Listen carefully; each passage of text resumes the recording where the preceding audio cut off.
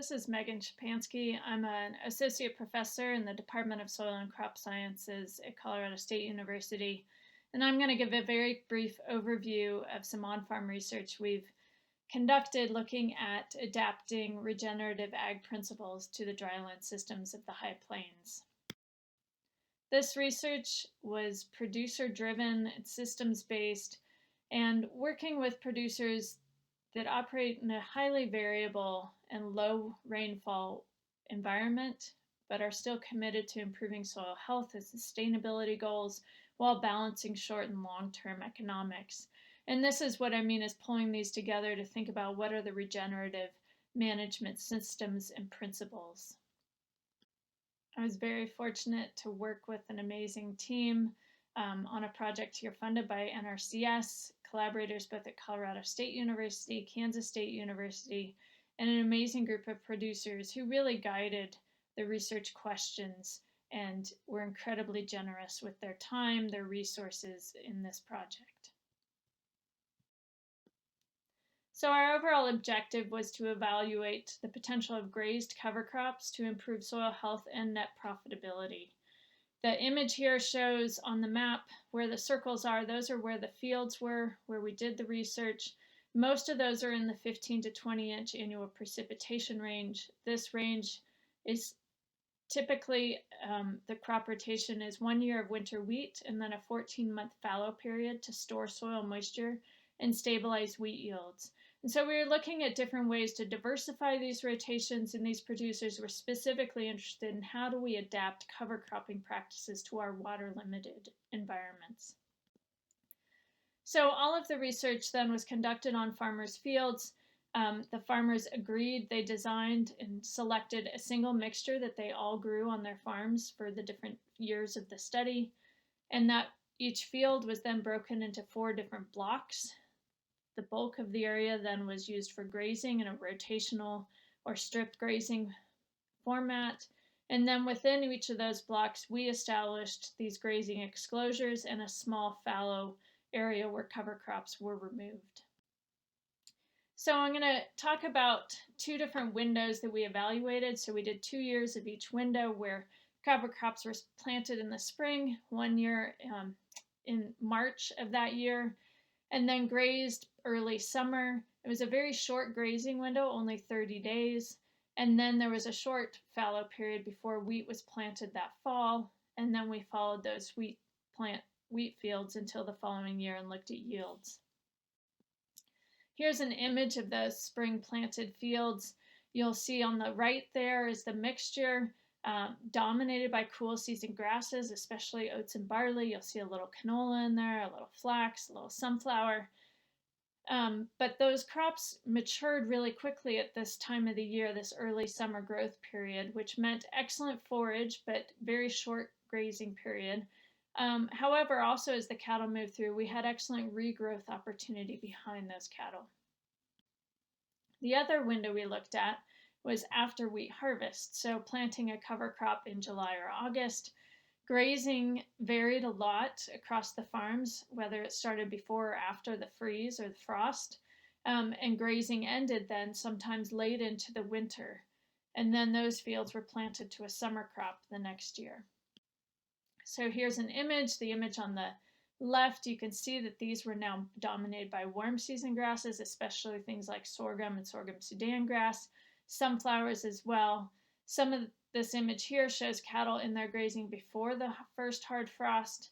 And then most of the farms, though, grazed more like that image on the right, where the cover crop biomass basically was stockpiled and grazed after frost, and then that allowed for much more flexibility on the length of grazing. So to summarize really quickly what we found, and then I'll point you to resources if you want to dig a little bit deeper. With the spring planted cover crops, we found that the planting timing was important by about mid-March or so. Planting much later than that gave the weeds more of a chance to get established along with the cover crops. Because of that high growth potential at that time of year, there was really good regrowth as the cattle moved across the field, so good residue cover even with the grazing. very high quality forage, but also, again, a very short 30-day period for grazing. Animal performance was excellent. And then growing these cover crops for just a short period of time, only about 3 months, we saw significant increases in soil aggregation in the grazed and ungrazed cover crops relative to our fallow periods in both years of the study. And then one of the concerns was about grazing and the cattle increasing soil compaction, but we did not see general trends of increased soil compaction. Growing a cover crop relative to not did reduce soil moisture, especially at deeper soil depths, and that did have a consequence for the next year's wheat yields, reducing yields an average of 10 bushels per acre. However, when we factor in both reduced and increased costs and income, we see that reduced herbicide inputs were needed with the use of the cover crops. Having the livestock increased some costs for labor and fencing. However, it also diversified and created another income stream. And the net of those different activities was variable across the farms, but a net positive. So in general, these grazed cover crops were both profitable and improved soil health in the very short term. The post-wheat planted was somewhat similar in some respects and then different in others. So again, we're able to, with the producers guiding the management of the grazing, they were able to leave quite a bit of residue cover behind, even though this window had much less regrowth. Animal performance was more variable because there was different quality of the forage depending on when producers chose to graze. However, that performance really wasn't different than grazing animals on native range at that time of year. And again, just like the spring planted, the most sensitive soil measure we found was aggregation, where we saw increased soil aggregation, especially actually in this situation with the ungrazed cover crops relative to our fallow controls. Aggregation is really important for water infiltration in these water limited regions. However, we also still saw reduced soil moisture where we grew the cover crops relative to fallow, especially at deeper depths. The cover crops again provided good weed suppression.